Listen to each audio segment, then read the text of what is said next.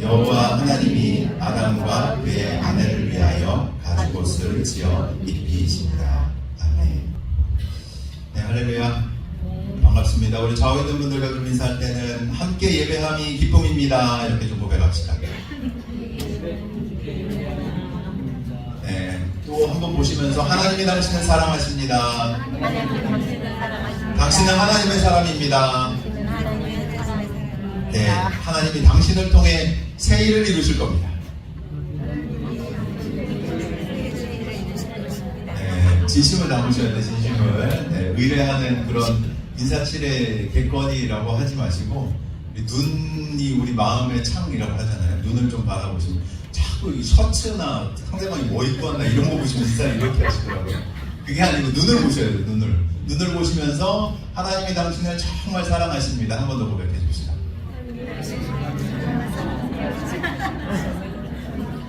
네, 제가 이거를 왜 자꾸 하냐면 필요해요. 많이 필요하고, 제가 어떤 일들을 또 경험했었는가 하면 이런 얘기를 진심으로 들어본 적이 없는 분들이 상당히 많아요.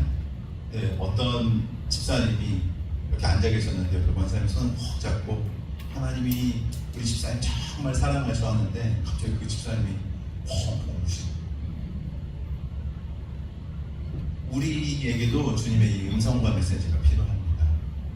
하나님이 우리를 통해서 주의 일들을 확장시켜 가시고 그 일들을 성취하고 이뤄가시는데 우리가 그 매개가 되는 거예요. 그리고 되게 놀라운 일 아세요? 그 진심을 선포하고 고백하잖아요. 주의 마음이 막 우리에게도 부어져요.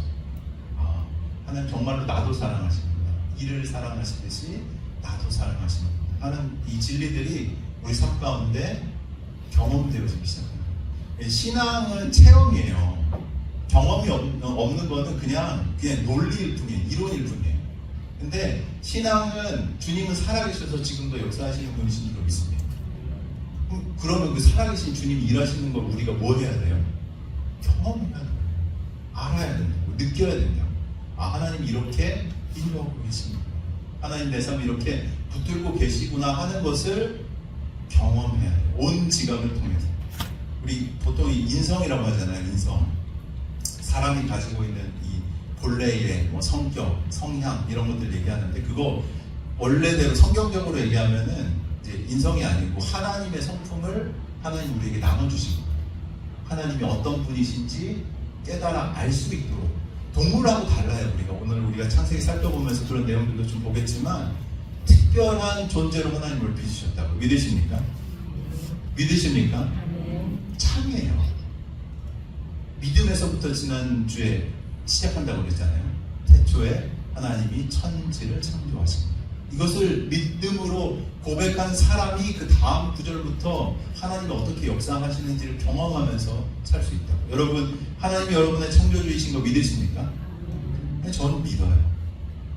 그냥 우연의 산물로 온 우주에 어떤 뻥 터지는 빅뱅의 사건으로 그냥 내가 던져진 우연으로 만들어진 산물이 아니라 하나님이 계획하셔서 나를 이곳에 두셨다는 것을 저는 믿습니다. 왜요? 말씀이 그렇게 우리에게 증언하고 있기 때문에. 아멘이십니까? 지난주 장볼 사르트를 제가 좀 말씀드렸는데, 이거 안 믿으면요 그냥 스스로의 의미를 자기가 찾아가는 수밖에 없어요. 내가 왜 던져졌지? 막 주워듣고 여러 가지 것들을 조합하면서 내가 스스로 하나님 되어 살아가는 방법밖에 없어요. 내 의미를 내가 부여하는 수밖에 없다. 쉽지 않을걸요. 쉽지 않을 것. 여튼 여러분 정말로 존귀한 분이세요. 아멘이십니까? 한 번 더 이 의미를 담아서 옆에 분 손을 잡고, 하나님이 당신을 정말 사랑하십니다. 한 번 더 고백해 주시다.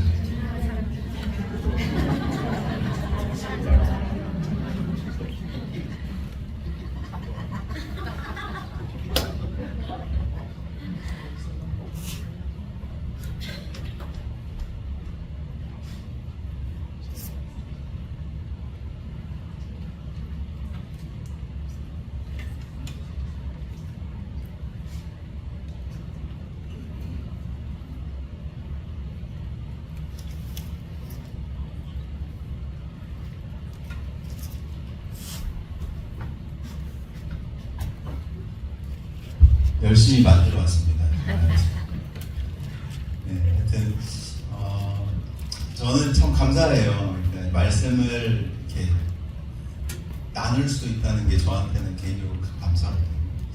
하나님이 어떤 분이신지를 저도 알아가고, 뭐 제가 다 할 수 있겠습니까? 다 한다면 그건 완전 이단의 차이가 되는 거고, 저도 알아가면서 깨달아가면서 하나님 어떤 분이신지를 나누고 공유할 수 있다는 게 저한테도 큰 은혜예요. 하나님 참 좋은 분이시거든요. 그 좋은 분이 어떤 계획을 가지고 우리 삶을 인도하고 계시고 이 땅을 주관하고 계시는가를 발견하는 그 하나하나가 되게 특별한 경험입니다. 여러분들과 이걸 같이 공유하고 싶어요. 그냥 저만 아는 은혜가 아니라 하나님이 우리에게 주신, 우리 모두에게 주신 동일한 은혜가 이런 것이다 라는 것을 우리가 함께 좀 알아가면 좋겠습니다. 지난주 잠깐 리뷰를 좀 해볼까요? 성경 총 몇 권이죠? 26권. 네, 구약은 39. 네, 이거 하면 된다 그랬죠. 구약 몇 권이요? 39권. 39권. 신약? 27권. 구약은 무슨 언어로 주로 쓰여졌다 그랬죠? 히브리어로 주로 쓰여졌습니다. 신약은요? 헬라어와 약간의 아람어가 쓰여져 있습니다. 그리고 구약은 어디서부터 어디까지? 내용이? 창세부터 어디까지? 예수님 전까지. 그리고 신약은 어디부터 어디까지? 예수님부터 네, 다시 오신. 종말이라고 해서 전 종말이라는 표현보다 새하늘과 새 땅, 장차 완성될 하나님의 나라까지가 성경의 전체적인 흐름으로 이렇게 구성되어 있다라는 것들을 지난 시간에 좀 나눠봤습니다. 그리고 저희가 이제 창세기부터 이제 쭉 살펴볼 텐데, 창세기가 어디에 속한 책이라는 걸 지난주 좀 말씀드렸었죠. 모세오경. 좀 어려운 히브리 말로 뭐라고 돼 있었죠? 토라, 율법서라고 돼 있거든요. 토라. 그래서 모세오경은 모세가 쓴 5권의 책입니다. 그래서 뭐요? 창세기, 출애굽기, 레위기, 민수기, 신명기. 네, 그래서 이 5권의 책을 모세오경, 또 토라라고 이야기합니다. 그것에 속한 이제 책이 바로 우리가 처음 살펴보게 될 창세기입니다. 초반이 좀 중요해요. 초반이. 성경은 특별히 약간 수미상관 구조로 되어 있거든요. 그러니까 처음과 끝이 어떻게 해요? 연결되어 있는 부분이 있어요. 그렇기 때문에 이 처음을 잘 이해해야 돼. 성경을 전체적으로 잘 우리가 확인하면서 볼 수 있습니다.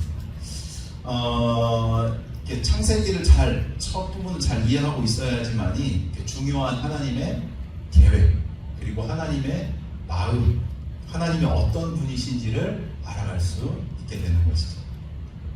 창세기를 어떤 책이라고 할 수 있을까요? 좀 들어보신 거 있으십니까? 창세기 어떤 책이라고 뭐 설교나 뭐 사람들이 얘기하는 것 혹시 들어보신 거 있을까요? 창세기 한자로 돼 있어서 좀 어려운데, 원래는 이제 그 히브리어로는 베레쉿이라고 돼 있거든요. 베레쉿. 뭐냐면은 태초에라는 단어로 시작합니다. 그러니까 창세기는 이런 책인 것 같아요. 시작의 책. 시작. 뭐가 시작하죠? 온 우주 만물의 시작을 얘기합니다. 또 뭐가 시작할까요? 1장에서 3장 읽어오신 분. 제가 금요일 날 부탁드렸는데 읽어오시면 손 들어주십시오. 손. 1장에서 3장까지. 유빈이 안 읽었네. 읽어라잉. 예. 다시 손 드세요. 1장, 3장. 네, 안 읽으신 분이 좀 계신데 오늘 살펴보려고 하고, 제가 간곡히 부탁드립니다. 주중에 이제 주일 설교를 좀 준비하고 내용을 같이 따라가기 위해서 이제 부탁을 드릴 텐데 좀 읽어주시면 좋을 것 같고, 보면 이렇게 모든 것의 시작이고요. 또 뭐가 시작되죠?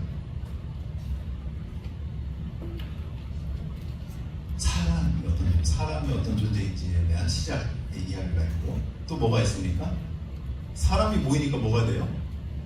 가정이 되네. 가정의 시작. 그리고 사람이 어떻게 돼요? 뱀의 꾀임에 빠져서 타락하게 돼서 죄가 들어오게 돼요. 죄의 기원과 시작에 대해서. 그리고 민족의 시작, 언약의 시작, 이스라엘의 시작이 이 창세기 안에 다 기록되어져 있어요. 그래서 창세기를 보통 무슨 책이라고 하냐면 시작의 책이라고도 합니다.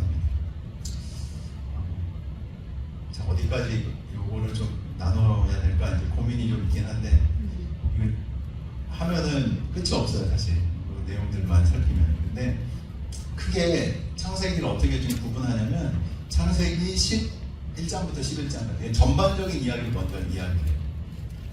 전반적인 이야기, 이 지구상의 큰 이야기를 이야기하고 나서 12장부터 누가 등장하냐면 믿음의 조상 누구야? 아브라함이 등장해요. 아브라함부터 4명의 족장 이야기가 이어집니다. 큰 4가지 사건과 4명의 족장 이야기가 창세기 1장부터 50장까지 이렇게 쭉 기록되어져 있습니다. 그래서 오늘 그 앞에 부분들 좀 살펴보려고 하는데 먼저 요거를 좀 잡고 가면 좋을 것 같아요. 우리 말씀을 읽을 때 이 구약의 특별히 구약의 말씀, 뭐 창세기 말씀을 앞으로 좀 읽어갈 텐데 어떻게 읽으면 좋을까요? 그냥 막 아무 생각 없이 읽다 보면 주님의 은혜가 그럴 수도 있는데 먼저 좀 어떻게 읽으면 좋을지를 함께 생각해보고 말씀을 좀 들어가면 좋겠다 싶습니다. 창세기 누구에게 쓰여진 책일까요? 누가 썼다 그랬어요? 모세. 네, 모세가 썼어요. 모세가 왜 썼을까요? 이스라엘. 그렇죠. 이제 뒤에 보면은 이스라엘 성경 얘기 잘 혹시 모르시는 분 계세요? 대략의 큰 얘기를 잘 모르실 수도 있을 것 같아서 보면은 이스라엘의 이야기예요. 근데 이스라엘의 지도자가 모세였거든요. 근데 이스라엘이 이집트 땅에서 노예살이를 긴 시간 한 400년 동안 하게 됩니다. 그래서 출애굽을 해요. 그러니까 출애굽이 이상하죠. 이집트 탈출기예요. 그러니까 출애굽기가 이집트 탈출기. 그러니까 이집트를 탈출해서 모세 인도로 하나님이 가라고 한 땅으로 가는 과정 안에서 쓰여진 책이 모세오경인데 이스라엘 백성들이 궁금한 거예요. 하나님이 누구야? 우리가 출애굽기 얘기를 좀 읽어보면 이집트 땅에는 여러 신들이 있거든요. 지금도 제가 이집트 박물관도 가보고 그랬는데 뭐냐면 다양한 신도 있어요. 풍뎅이 신, 죽음의 신, 뭐 있죠? 뭐 어둠을 관장하는 신, 뭐 재의 신, 그 다음에 뭐 출애굽기에도 나오는 뭐 파리, 뭐 이, 뭐 재앙들 막 나오잖아요. 그게 다 그 당시에 사람들이 신으로 섬겼던 우상들이었거든요. 근데 그런 우상들이 만연한 땅에서 이스라엘 백성들이 이제 하나님이 니네 더 이상 노예로 살지 말고 너희에게 이제 말한 것이 있어서 그 언약을 이루기 위해서 너희가 이제 자유인이 돼서 저기로 가래라고 얘기를 들은 거예요. 근데 우리가 누구인지를 알 수가 없는 거예요. 내가 어디서부터 왔고 우리 민족은 어떤 민족이고 하나님은 어떤 분이시고 한 이야기들을 이 출애굽기의 내용을 통해서 그 모세오경의 내용들을 통해서 백성들에게 전달되어지는 맥락 안에서 말씀이 전달되어지는 거죠. 그러다 보니까 무슨 얘기들이 있냐면 사람들이 잘한 얘기만 읽는 것이 아니라 어떤 얘기들도 있을까요? 실패하고 잘못한 이야기들도 많아요. 아브라함 믿음의 조상이라고 얘기하는데 아브라함 어떤 사람인지 아세요? 아내 팔아오는 사람입니다. 거짓말 해가지고 그죠? 요즘 세대도 용납되기 어려워하고 하여튼 거짓말쟁이 그리고 또 누가 나오죠? 야곱 어떤 사람인가 하면 성경 읽어보시면 아시겠지만 사기꾼이에요. 사기꾼. 말 번지르르하게 잘하고 막 그 아버지한테도 사기치고 삼촌한테도 사기치고 하는 사기꾼의 이야기. 막 형제간의 갈등, 막 다처제가 나오면서 막 그 가정 안에서 서로 싸우고 시기하고 질투하고 막 편애하면서 경쟁하고 막 죽이는 일들까지 등장하는 이야기들이 이제 말씀에 기록되어 있다. 그럼 이 말씀 어떻게 우리가 읽어야 될까? 그러니까 먼저는 이게 나에게 바로 쓰여진 이야기라고 읽지 말고 그 안에서 사람의 이야기와 하나님이 하신 명령들이 섞여 있어요. 그래서 그것을 구분하면서 우리가 말씀을 좀 봐야 될 필요가 있습니다. 하나님이 이제 이스라엘 백성들이 하는 질문에 대해서 답을 하시면서 이 말씀을 주신 거예요. 이 세상을 만든 신은 이집트에 있는 그런 신들이 아니야. 태초에 하나님이 천지를 창조하셨어 라는 이야기를 시작하죠. 가나안 우상들이 너희들을 먹여줄 수 없어. 정말 너희를 먹이는 하나님은 나 여호와 하나님이야. 이런 이야기들을 성경을 통해서 백성들에게 하고 있는 거죠. 우리가 어떻게 그럼 이 성경을 봐야 하는가? 하나님이 우리에게 무엇을 주시고자 하는지 지난주에 쭉 우리가 함께 살펴봤는데 성경을 창세기부터 계시록까지 이렇게 쭉 살펴보면서 어떤 관점으로 읽어야지 이 성경을 가장 정확하게 좀 볼 수 있다라고 말씀드렸었는데 혹시 기억하십니까? 무슨 관점이요? 일주일 지났으니까 어떤 관점? 구속사적 관점으로 우리가 봐요. 이게 어려우니까 한 말씀 한번 좀 볼게요. 고린도 후서 3장 14절 한번 좀 찾아봅시다.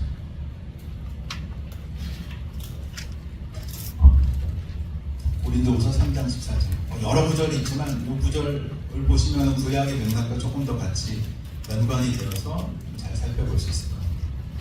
찾으셨나요? 고린도 후서 신약이에요, 신약. 고린도 후서 3장 14절. 찾으셨나요? 네, 같이 한번 읽어보겠습니다. 시작.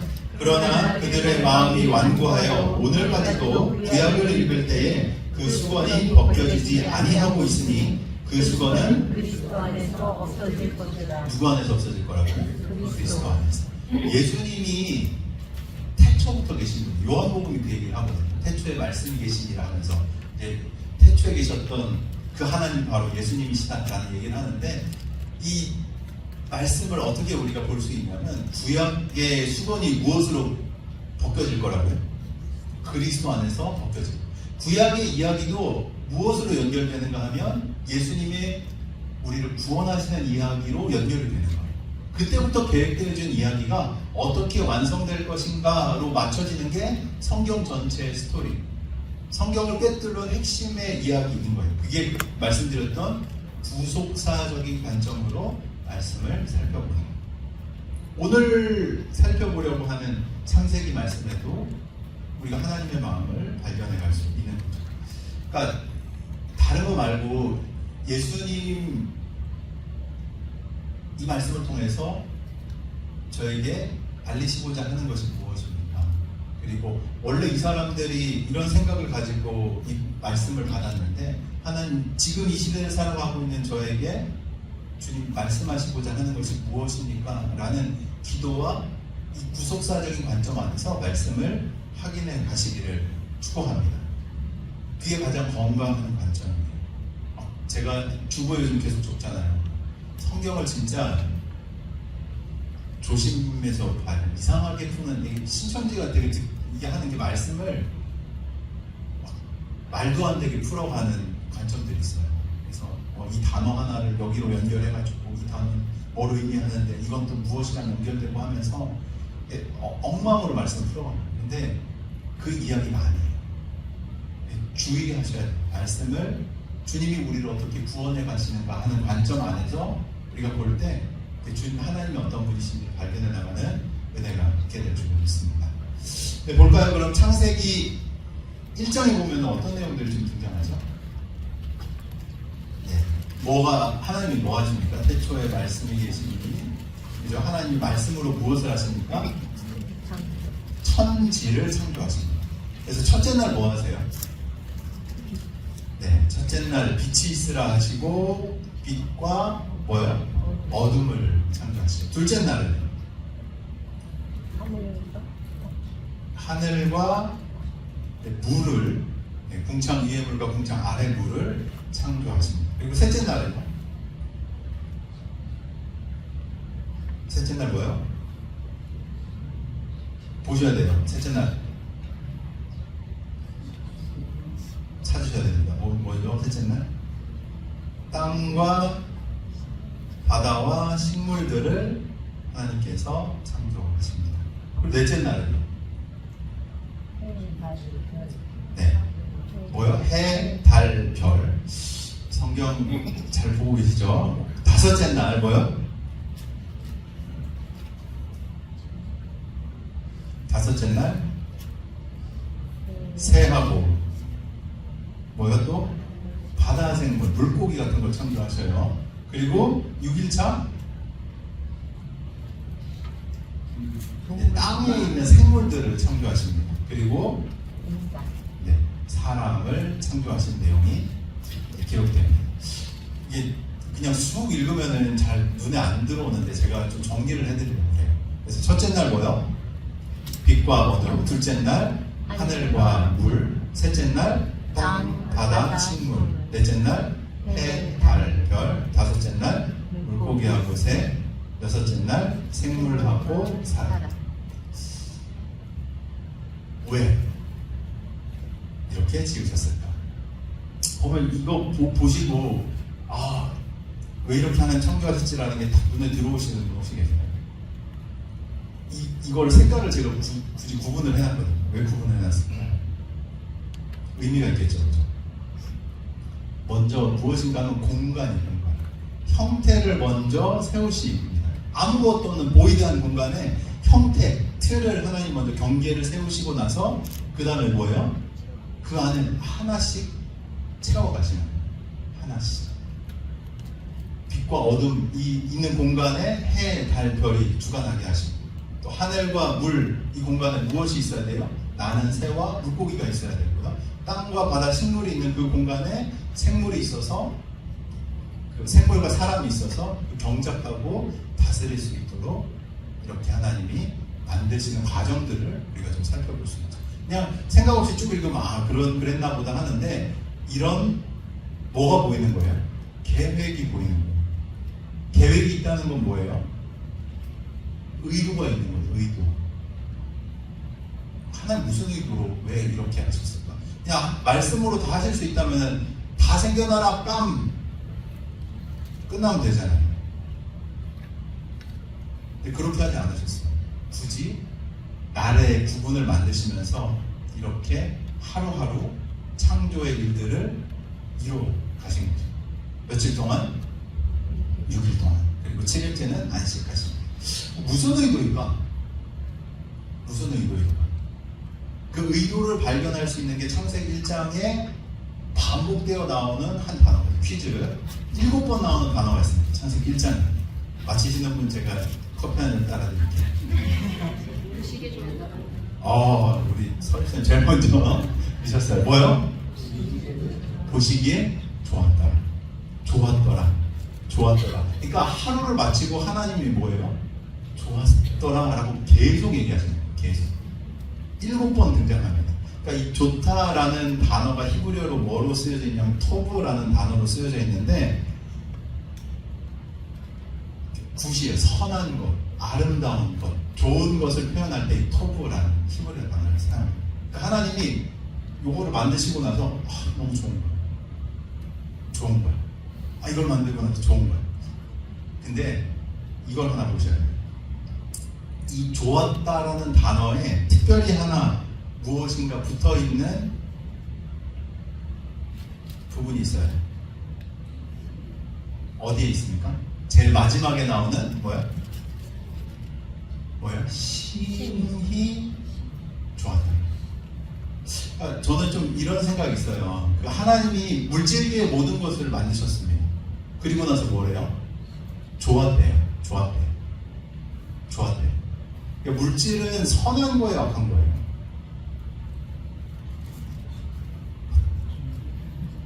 세상은 악한 건가요? 세상은 이 죄 많은 세상, 악한 세상에서 저희를 구원하여 주시고 막 이러잖아요. 세상 악한 겁니까? 아니에요. 하나님이 만드신 선하고 아름답고 좋은 곳이에요. 물질도 마찬가지예요. 물질이 악한 겁니까? 아니에요. 좋은 거예요. 필요한 거라고. 어떤 그런 부분이 아니에요. 하나님이 좋은 것을 우리에게 주셨어요. 우리가 그런 것에 오해함이 없어졌으면 좋겠어요. 하나님이 모든 물질계를 창조하시고 뭐요? 좋았다고 말씀하셨어요. 근데 이 심히 좋았더라를 좀 잘 보셔야 돼요. 왜 심히 좋으셨을까요? 아까 이런 순서, 계획이 있으면 그 뒤에 뭐가 있다고 말씀드렸죠? 의도가 있다고. 무슨 마음이 있기 때문에 이 계획을 잡고 이렇게 진행을 하잖아요, 보통. 심히 좋았더라. 왜 하나님이 심히 좋아하셨을까요? 무슨 생각하면서 하나님이 이 창조를 하셨을까요? 어떤 마음으로 이 창조의 하나하나의 단계를 가져가셨을까요? 혹시 한번 생각해 보신 적 있으십니까? 왜 그러셨을까요?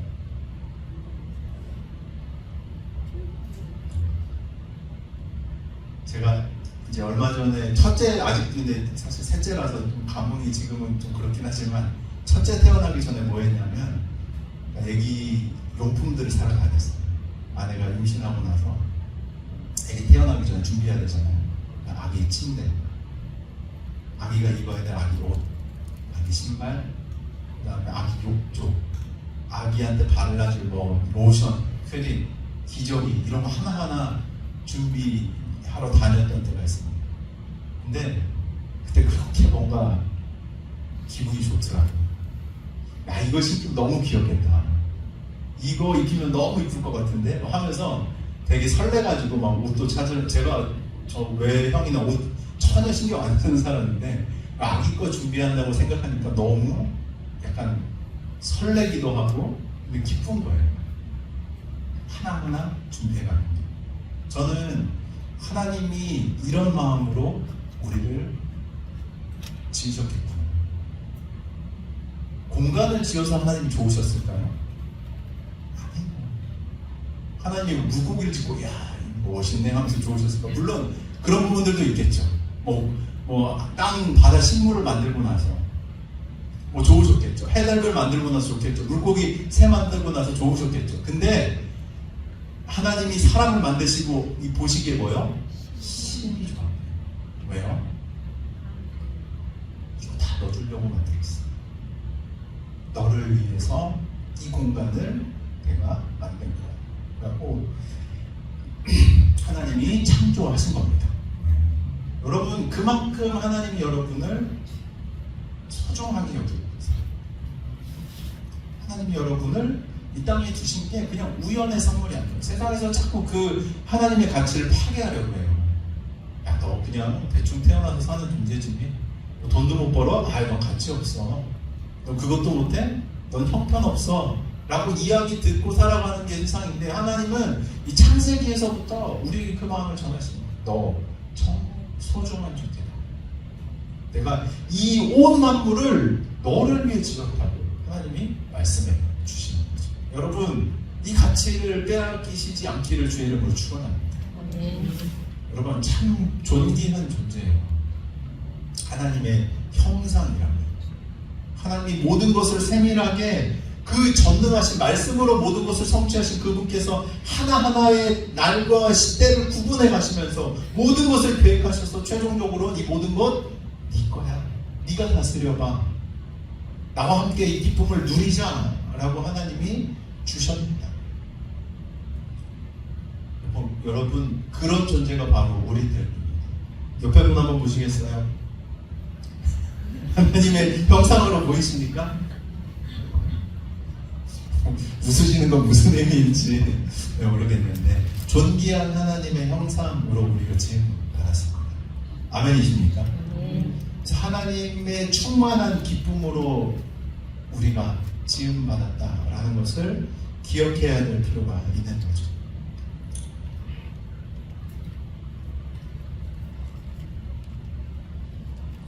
하나님 말씀은 어떤 것인가 여러분 살펴보고 싶습니다. 하나님 먼저 무엇으로 세상의 만물을 창조하시죠? 말씀은. 이 하나님이 창조하시는 것을 살펴보면 하나님 말씀의 특징들을 우리가 볼 수 있는데 무엇인가 하면 첫 번째로 능력이 있어요. 하나님의 1장에 반복되는 게 있는데 뭐냐? 하나님이 말씀하시니 말씀대로 되었다라는 게 반복되거든요.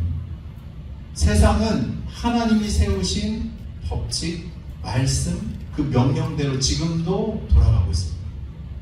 경계를 그으셨어요.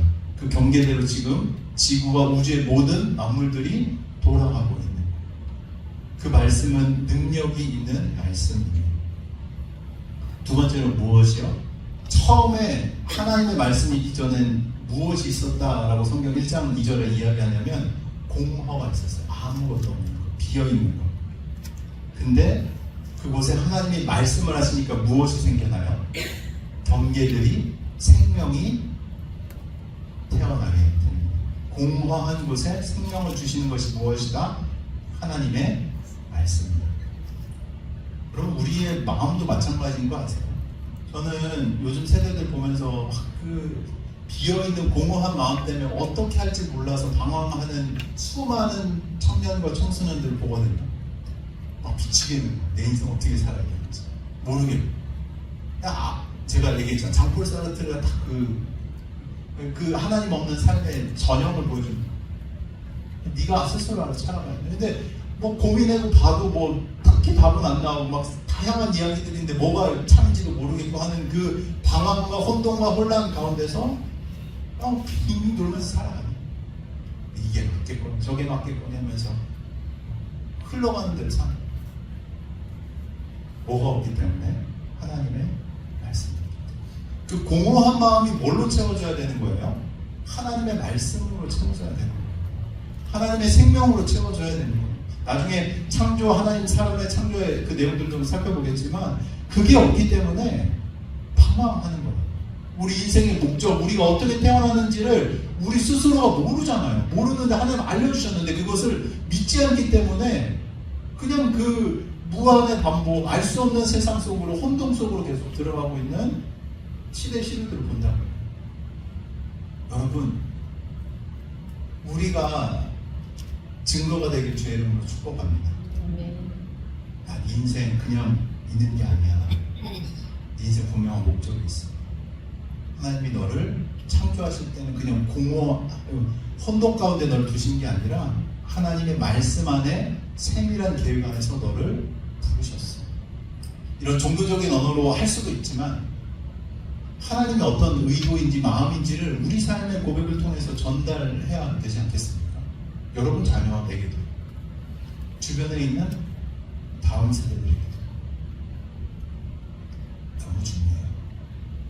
그리고 하나님의 말씀은 어떤 게 있냐면 권위가 있어요. 세상을 새롭게 하시는 권위.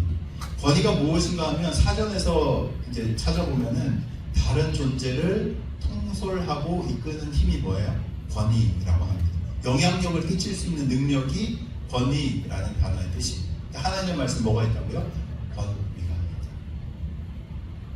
여러분, 우리가 안 믿어서 그렇지 주님 말씀 선포될 때 놀라운 변화가 있어요. 다음 주에 그 하대원 선교사님 오실 거거든요.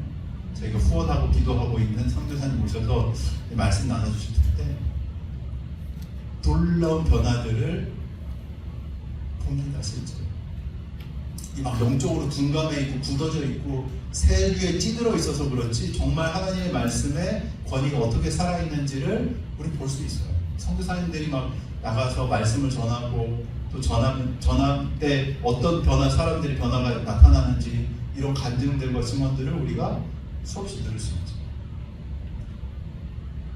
듣는 화자의 문제가 좀 많습니다. 마음이 다쳐요. 하나님의 말씀, 능력이 있고 생명이 있고 권위가 있는 하나님의 말씀으로 하나님 이 땅을 창조하셨죠. 그러니까 말씀을 들을 때 그 삶의 자리가 새로워질 수 있는 겁니다. 퀴즈 한번 해볼까요? 퀴즈. 성경책 다 피셨죠? 창세기 1장 1절하고 이제 비슷한 내용이 등장을 하거든요. 1장 1절 1장을 쭉 보고 나서 2장에 아니 왜 비슷한 얘기를 또 적어놓지라는 의문이 들 정도로 내용이 반복되는 게 있거든요. 한번 볼까요? 1장 1절과 2장 4절을 좀 비교해 보면은 같은 순서로 기록된 것과 다른 순서로 기록된 것이 있어요. 뭔지 가장 먼저 찾으시는 분 커피 따라드립니다. 뭐죠?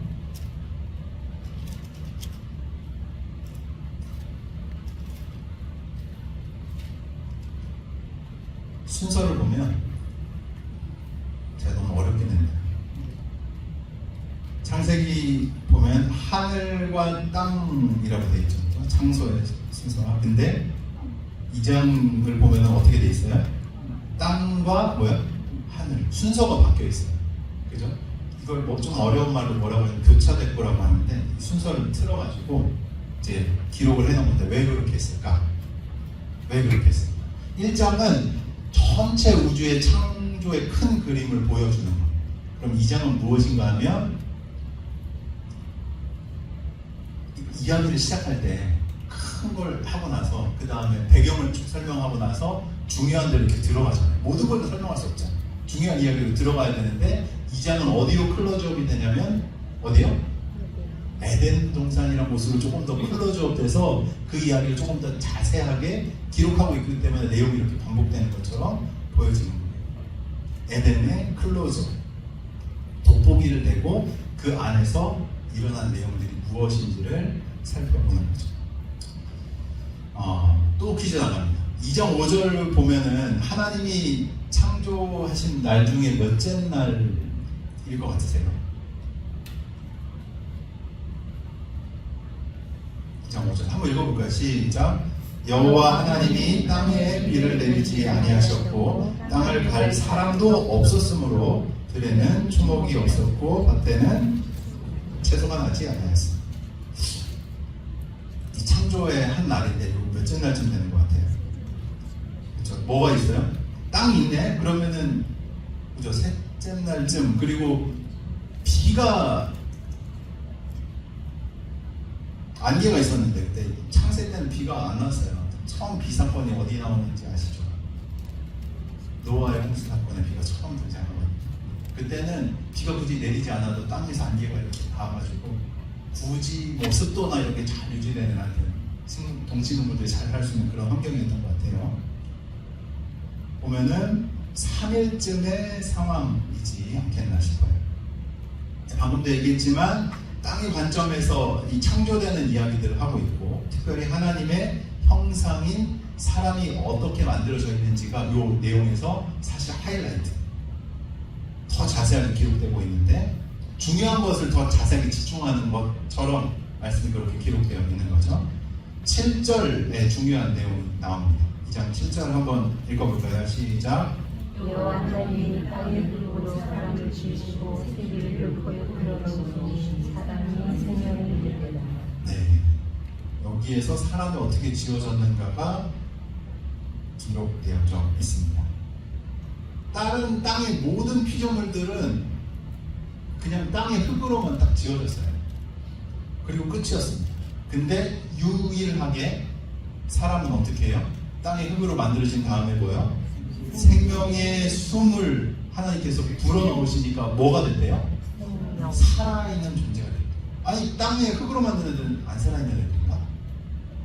싶지만 여기에서 살아있는 존재라는 뜻은 이 영을, 그러니까 하나님 생명의 숨을 불어넣었을 때 하나님의 영을 뜻하는 단어와 같이 쓰여졌거든요. 같이 쓰여진 히브리어 단어가 사용됐거든요. 그러니까 특별하게 하나님의 생명이 머무는 존재, 그러니까 영적인 존재가 되었기 때문에 영이신 누구? 하나님과 교제할 수 있는 존재로 사람이 살아있는 존재가 돼요. 유일하게 하나님과 소통할 수 있는 이 지구상의 모든 만물들 중에 유일한 존재 누구예요? 우리예요. 아까 그 맥락과도 좀 맞지 않나요? 이 모든 것을 하나님의 계획 안에서 창조하신, 너에게 선물로 줄게. 내가 있고, 내가 만든 모든 선물들이 있고, 나와 함께 이 관계를 누리기 위해서 하나님이 사람을 생명으로 지으신 거죠. 이 영적인 것이 채워지지 않는데 되게 재밌는 게 이 단어가 말씀으로도 대치가 되기도 하거든요. 신약으로서. 그러니까 사람이 말씀이 없으니까 어떻게 돼요? 그냥 짐승처럼 사는 거예요. 생명이 되지 않으니까 그냥 내 욕구와 욕망이 이끄는 대로 사는 짐승과 별반 다름없이 살아가는 인생이 되어버린다. 여러분, 우리가 갖고 있는 이 시스템하고 체계, 민주주의도 마찬가지고, 이런 대부분의 사람들이 사람답게 살만한 구조와 이 시스템들이 어디서 왔는지 아세요? 말씀에서 왔어요.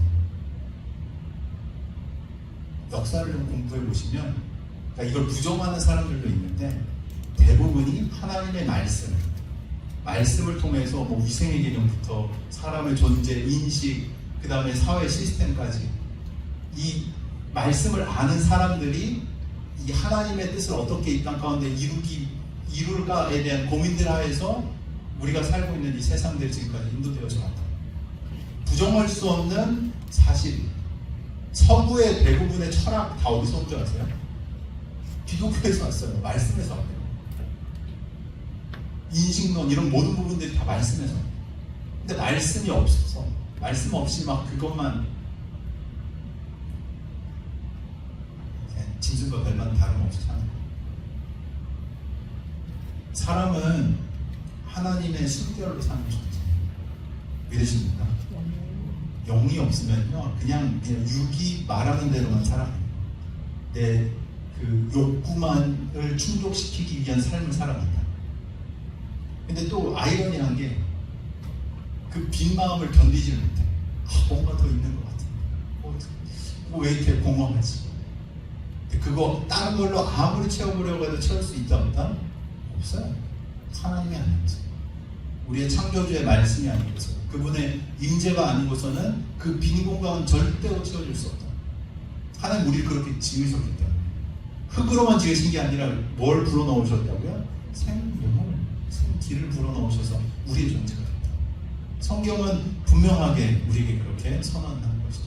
여러분, 제가 말씀과 기도 이렇게 강조하는 게 괜히 그렇게 하는 게 아니에요. 성도도 마찬가지입니다.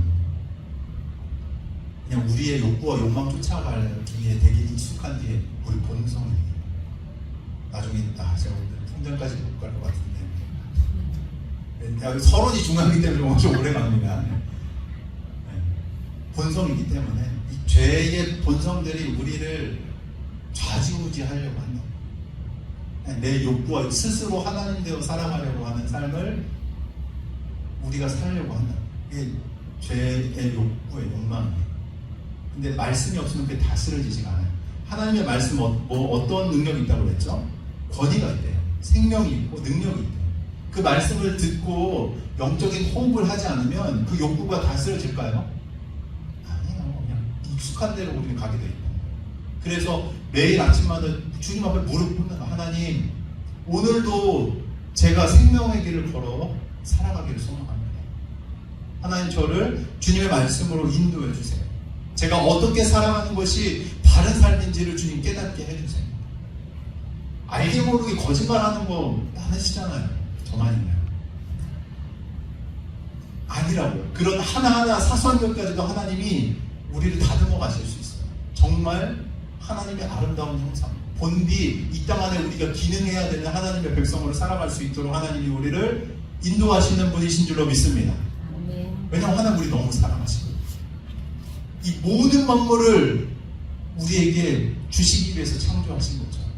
내 자녀에게 가장 안전한 그것을 주시기 위해서 이 땅의 모든 것들을 세밀하게 조정하셔서 우리에게 허락해 주신 그분이 우리 아버지이시기 때문에 하나님이 우리를 그렇게 인도해 가시기 원하십니다. 여러분, 하나님의 마음과 의도를 입으실 수 있는 은혜가 있기를 축복합니다. 그냥 멀리 떨어져 있는 허허허하고 하늘에 앉아가지고 이런 하나님이 아니라 하나님 우리 곁에 와 계셔서 우리와 함께 하시기 원하시고 우리 삶을 새롭게 하기 원하시고 당신의 권위로 우리 삶을 일으키기 원하시는 분이 우리 하나님이신 줄로 믿습니다. 그런 하나님과 동행하며 사는 삶이 얼마나 기쁜 삶이겠어요. 은혜로운 삶이겠어요. 감사한 삶이겠어요. 아까 시작하면서 말씀드렸죠. 경험하며 체험하며 사셔야 됩니다. 제가 종교적인 행위를 반복하라고 묵상과 기도를 말씀드리는 게 아니에요. 하나님이 말씀이시기 때문에 또 그 말씀을 통해서 하나님이 우리에게 무덤덤한 무감각해진 영적인 감각들을 깨우시기 때문에 그냥 욕구와 욕망의 기관차같이 우리 삶이 살아가지 않도록 정말 인생의 목적들을 구분하고 분별하여 아름다운 길로 갈 수 있도록 하나님이 우리를 인도해 가시기에 말씀드립니다. 묵상하고 계십니까? 할렐루야. 아멘. 묵상하고 계십니까? 네, 다 잊으신 건 아니겠죠? 네. 말씀과 기도가 살아있는 우리 민들레 교회가 되길 주님으로 축원합니다. 요거까지만 하고 마무리해야 되겠네요. 제가 PPT 12개 만들어 왔는데 7개까지 기록했어요. 다음 주에도 이어서 할 겁니다. 그리고 하나님이 사람을 만드시고 나서 아담이 독촉하고 있는 걸 보니까 뭐래요? 보시기에 좋대요, 좋지 않대요? 좋지 않다가 처음 나왔습니다. 사람이 혼자 있는 것을 보시고 좋지 않다라고 말씀하시고 나서 어떻게 해요? 하와 같이 함께 할 배필을 하나님이 만들어 주시죠. 우리는 필연적으로 여기 위에 큰 네모 한번 읽어볼까요? 뭐요? 관계 안에서 살도록 지음받았습니다. 관계 안에서 살도록 지음받았습니다. 혼자 여기 이 땅에 뚝 떨어진 분 계세요? 아니에요. 부모님이 계셨잖아요, 그죠? 아버지와 어머니가 계셨고 그 관계 안에서 내가 이 땅에 오게 된 겁니다.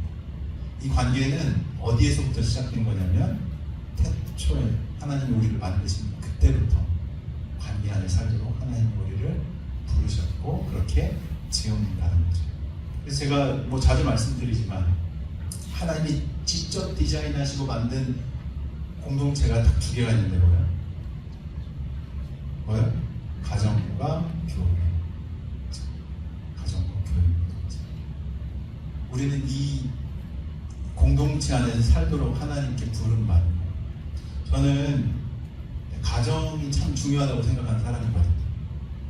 제가 저희 아버지를 참 존경하고 안 계시니까 막 얘기해야지.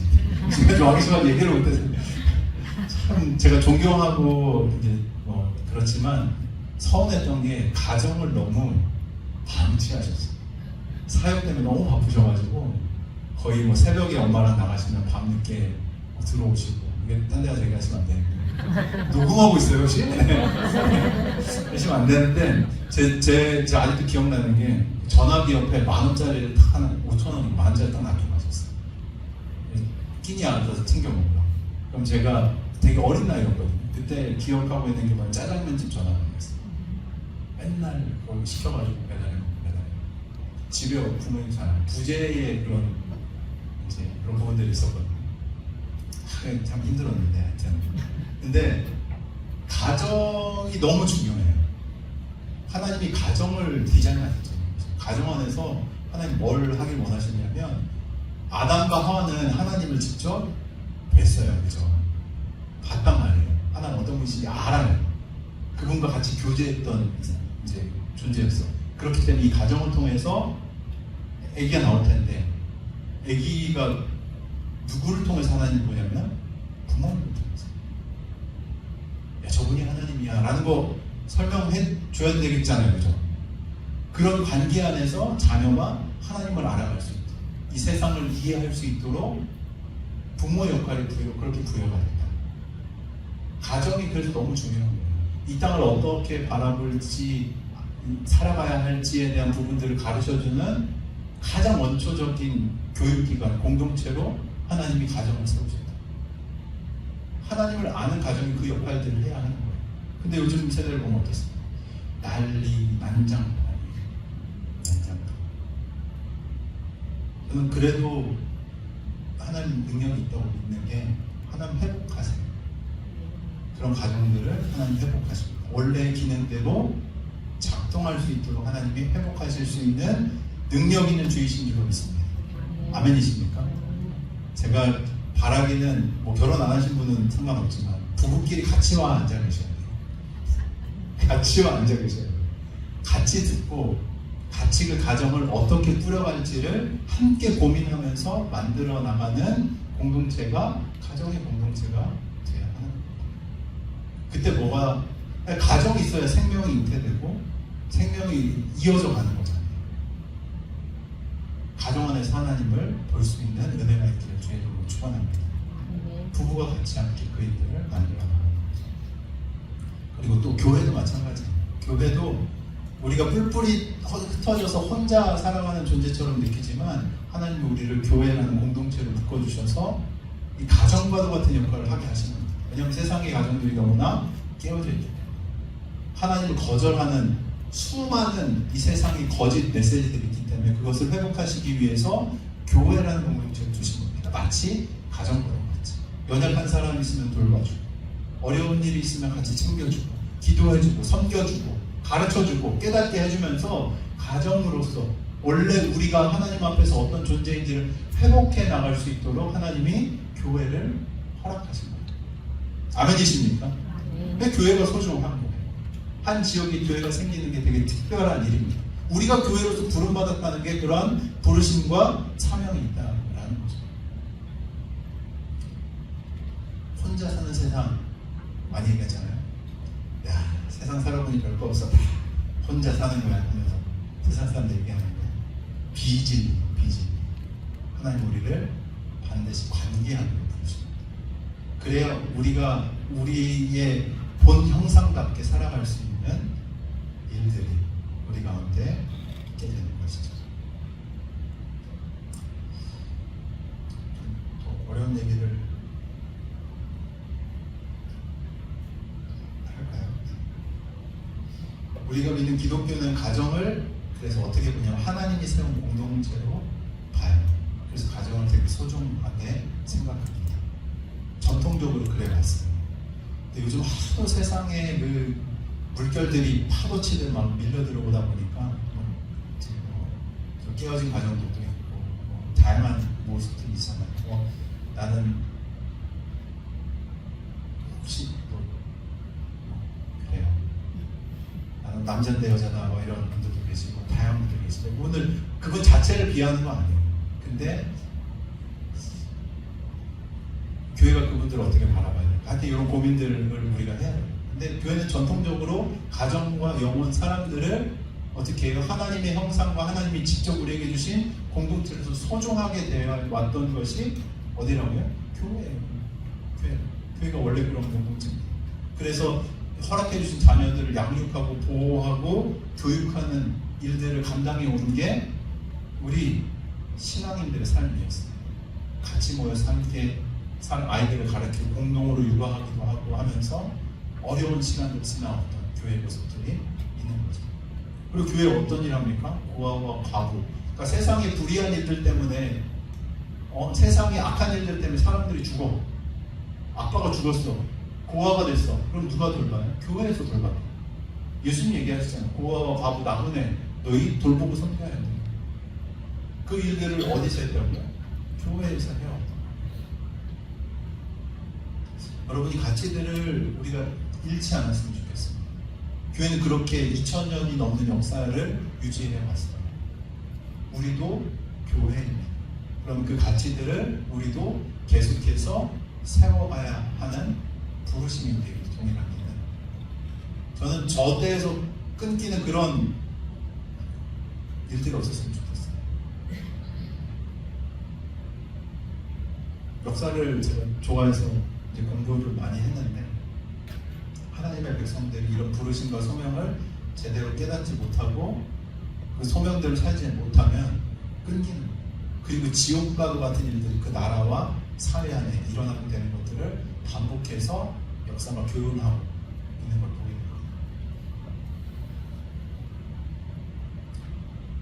말씀이 뭐라고 얘기하는지 알고 그 말씀의 가치대로 우리가 바르게 살아갈 때 하나님께서는 우리에게 자신이 얼마나 아름다운 계기로 우리를 이끌어가고 계시는지 확인시켜 주시고 그것을 경험하고 맛보는 우리 교회가 되길 주님으로 축원합니다. 이번에 다음